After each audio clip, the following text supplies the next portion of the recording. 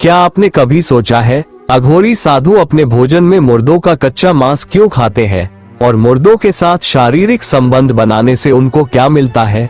और सबसे रहस्यमय बात है कि अघोरी महिला के पीरियड के दौरान ही उनके साथ शारीरिक संबंध बनाते हैं। अघोरी साधु शमशान में रहकर ही साधना क्यों करते हैं, जहां बाकी लोग जाने से भी डरते हैं? और महिला अघोरी अपना जीवन कैसे जीती है? आज हम आपको सच्चे अघोरी की पहचान से लेकर उनके रहस्यमय जीवन के सभी पहलुओं पर ले चलेंगे, जिसे जानकर आप हैरान रह जाएंगे। शमशान की राख से ढके शरीर, हाथों में मानव खोपड़ी और जीवन और मृत्यु के बीच का गहरा संबंध। अघोरी साधु, जिनका जीवन सामान्य साधुओं से बिल्कुल अलग, भयावह और रहस्यमय होता है। शमशान, जहां आम लोग जाने से भी डरते हैं, वहां ये साधु अपनी साधना करते हैं। लेकिन क्या आप जानते हैं कि अघोरियों का जीवन सिर्फ साधना और ध्यान तक ही सीमित नहीं है? उनके अनुष्ठानों में शव भक्षण, तंत्र मंत्र और अजीबोगरीब शारीरिक क्रियाएं शामिल होती हैं, जो हमारी सोच से परे है। सदियों से इन साधुओं का जीवन, उनकी साधनाएं और उनकी चमत्कारी शक्तियों का रहस्य भय से घिरी रही है। आज हम आपको अघोरी साधुओं की इस रहस्यमयी गहराई तक लेकर चलेंगे, जहां जीवन और मृत्यु की सीमाएं धुंधली हो जाती है और मोक्ष प्राप्ति साधना भी इस दुनिया में छिपा है। लेकिन दोस्तों, आगे बढ़ने से पहले आपसे अनुरोध है, अगर चैनल पर नए हैं तो चैनल सब्सक्राइब जरूर करें और बेल आइकन प्रेस करना ना भूलें और कमेंट में हर हर महादेव जरूर लिखें। अघोरी साधु एक ऐसा नाम जो अपने आप में ही रहस्य और विचित्रता को समेटे हुए है। इनके जीवन का हर पहलू समाज की परंपराओं और नियमों से एकदम अलग और विपरीत होता है। शमशान की राख से लिपटा हुआ शरीर, गले में हड्डियों की माला, हाथों में मानव खोपड़ी और उनकी आंखों में वो तेज जिसे देखकर कोई भी कांप उठे, और काले चौके में लिपटे ये साधु किसी रहस्यमय दुनिया के प्रतीक प्रतीत होते हैं। अघोरी साधु अपने जीवन को साधारण मानव की धारणाओं से परे समझते हैं। जहां हम भोजन को पवित्र मानते हैं, वहीं अघोरी साधु शवों का मांस खाते हैं और मानव खोपड़ी, जिसे वे कपाल कहते हैं, उसमें भोजन करते हैं। यह उनके लिए कोई घृणास्पद कार्य नहीं है, बल्कि यह शिव के कपालधारी रूप का अनुसरण है। वे मानते हैं कि शिव का हर रूप पवित्र है, चाहे वह शव हो या मल, कुछ भी उनके लिए अपवित्र नहीं होता। ये अपने शरीर पर शमशान की राख इसलिए लगाते हैं क्योंकि ये भगवान शिव का प्रतीक मानी जाती है, और इसके पीछे एक वैज्ञानिक पहलू भी है। राख में कैल्शियम, फास्फोरस और अन्य खनिज होते हैं, जो त्वचा की बीमारियों से शरीर की सुरक्षा कर सकते हैं। उनके लिए माता काली और भगवान शिव का भैरव रूप ही उनके गुरु होते हैं, और जिस तरह भगवान शिव और माता काली मुंडों की माला पहनते हैं, अघोरी साधु भी मुर्दों की खोपड़ियों का हार पहनते हैं। अघोरी साधुओं का सबसे विवादास्पद पहलू है उनका यौन संबंधों को लेकर दृष्टिकोण। अघोरी साधु अन्य साधुओं की तरह ब्रह्मचर्य का पालन नहीं करते। इनके अनुसार जीवन के हर पहलू को स्वीकार करना आवश्यक है, चाहे वह यौन संबंध हो या अन्य वर्जित कृत्य। जितना हम अघोरियों की रहस्यमयी दुनिया में गहराई से उतरते हैं, उतना ही हमें रहस्य और रोमांच का अनुभव होता है। राख से लिपटे हुए ये अघोरी साधु शमशान घाट में मिले अधजले शवों का मांस खाते हैं, तो कभी शव के साथ यौन संबंध बनाते हैं। और यह सब वही नहीं रुकता, वे मासिक धर्म के दौरान जीवित महिलाओं के साथ भी शारीरिक संबंध बनाते हैं। ये जानकर आपके मन में सवाल जरूर उठेगा, आखिर ये साधु कैसे हो सकते हैं? समाज में साधुओं का ब्रह्मचर्य का पालन करना अनिवार्य माना जाता है, और अघोरी न तो ब्रह्मचर्य का पालन करते हैं और न ही इनका खान पान साधु संतों जैसा होता है। मांस और मदिरा का भोग लगाने वाले ये अघोरी शिव के पुजारी होने का दावा फिर क्यों करते हैं? श्वेताश्वतर उपनिषद में भगवान शिव को अघोरनाथ कहा गया है, और अघोरी बाबा भी शिव के इसी रूप की उपासना करते हैं, और बाबा भैरवनाथ भी इनके आराध्य माने जाते हैं। शव के साथ यौन संबंध क्यों? अघोरी इस प्रचलित धारणा को स्वीकार करते हैं कि शव के साथ शारीरिक संबंध बनाना शिव और शक्ति की उपासना का एक तरीका है। उनका मानना है कि यदि इस क्रिया के दौरान उनका मन ईश्वर की भक्ति में लगा रहे, तो ये साधना का सबसे ऊंचा स्तर होता है। मासिक धर्म में महिलाओं के साथ संबंध बनाने के पीछे भी एक मान्यता है। ये अपनी शक्तियों को जागृत करने के लिए कुछ विशेष परीक्षाओं से गुजरते हैं। ऐसी महिलाओं के साथ जिनका मासिक धर्म चल रहा हो, शारीरिक संबंध बनाना उनके लिए शक्ति प्राप्त करने का तरीका है। उनका मानना है कि अगर इस दौरान वे भगवान शिव में लीन रह जाते हैं तो उन्हें विशेष शक्ति की प्राप्ति होती है, और अगर इस दौरान वे अपने ध्यान को शिव में स्थिर रख पाते हैं तो वे संपूर्ण रूप से अघोरी माने जाते हैं। यह उनके लिए एक प्रकार से ब्रह्मचर्य का पालन करने जैसा ही होता है, जहां शारीरिक क्रियाओं के बावजूद उनका ध्यान केवल भगवान शिव में केंद्रित रहता है। अघोरी साधु उन चीजों का प्रयोग करते हैं जिन्हें समाज अपवित्र या वर्जित मानता है। उनके लिए मल, मूत्र, शव और अपशिष्ट सामग्री भी साधना के हिस्से हैं। उनका मानना है कि शिव हर चीज में विद्यमान है, चाहे वह कितनी भी घृणित क्यों न हो। यह अभ्यास उन्हें घृणा और सामाजिक धारणाओं से ऊपर उठने में मदद करता है। अब बात करेंगे कि अघोरी बनने की यात्रा कहां से शुरू होती है और सच्चे अघोरी की पहचान क्या होती है। अघोरी साधु बनने की प्रक्रिया इतनी सरल नहीं है जितनी दिखती है। ये एक साधारण व्यक्ति की जीवन शैली से पूरी तरह अलग होती है। सबसे पहले अगर कोई अघोरी बनना चाहता है तो उसे अपने जीवन से जुड़े हर मोह, माया, रिश्ते, नाते और यहाँ तक कि अपनी पहचान को भी छोड़ना पड़ता है। हमारे सनातन धर्म में जन्म से लेकर मृत्यु तक 16 संस्कार बताए गए हैं। जो भी इस संसार में जन्म लेता है उसे एक दिन इस दुनिया से जाना ही पड़ता है, और अघोरियों के साथ भी शुरुआत में यही होता है। अगर कोई अघोरी बनना चाहता है तो सबसे पहले उसे जीते जी अपना श्राद्ध या फिर पिंड दान करवाना पड़ता है।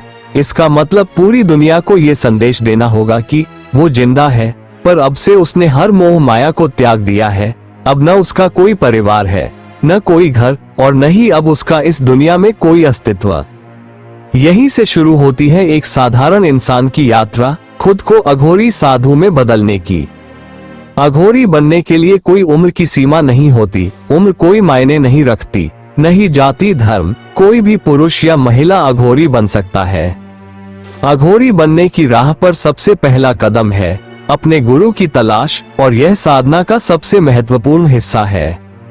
लेकिन अगर आपको कोई मानव गुरु नहीं मिलता तो आप बाबा काल भैरव को अपना गुरु बना सकते हैं, जो काशी के कोतवाल माने जाते हैं। बाबा काल भैरव भगवान शिव के रौद्र रूप, वही आपके मार्गदर्शक और गुरु बन जाते हैं, और उनकी साधना करके आपको उन्हें गुरु रूप में स्वीकार करना होता है। इसके बाद आता है सबसे बड़ा कदम, पिंडदान, यानी खुद को इस संसार से पूरी तरह से मुक्त कर देना। इसका मतलब है कि इस दुनिया में अब आपका कोई अस्तित्व नहीं रहेगा, कोई परिवार नहीं, कोई मोह माया नहीं। अब से आप केवल शिव के साधक हैं। शिष्य का चयन होने के बाद उसे एक गुप्त मंत्र दिया जाता है।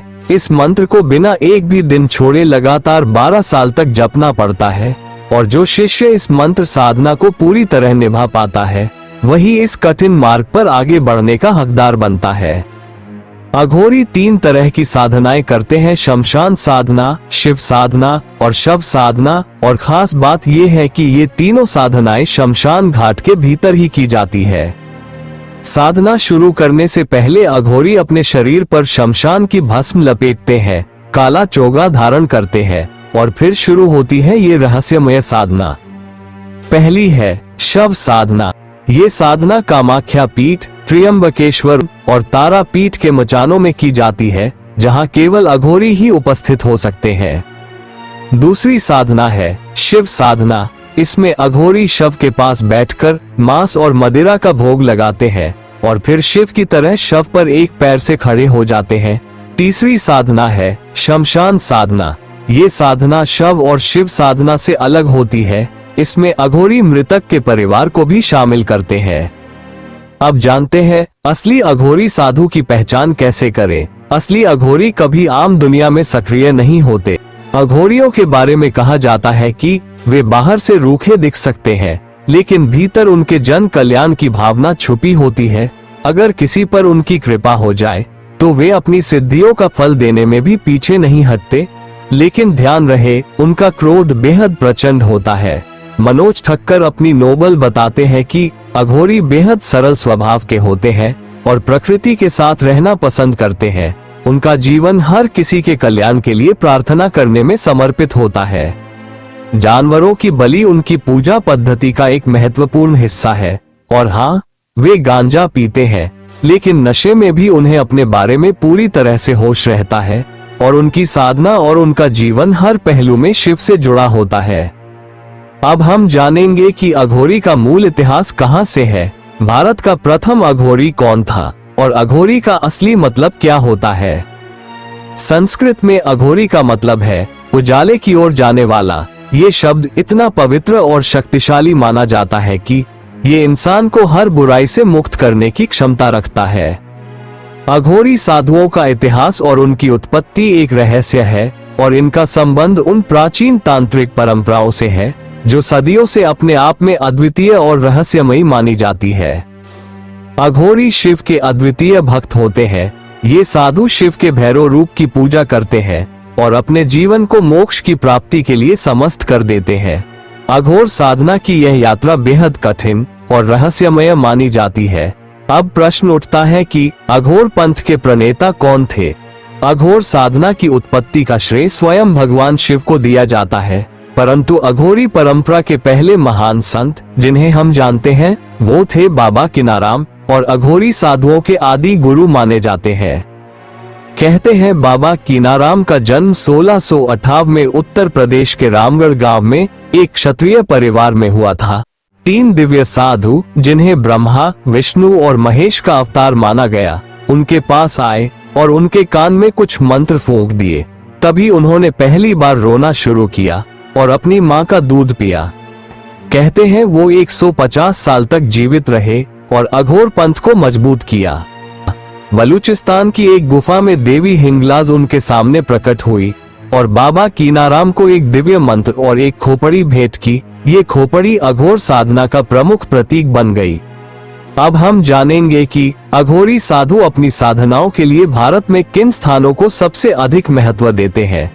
बनारस का मणिकर्णिका घाट, जिसे महाशमशान कहा जाता है, यहाँ दिन रात अंतिम संस्कार का सिलसिला चलता रहता है। मणिकर्णिका घाट को अघोरियों का विशेष स्थान माना जाता है।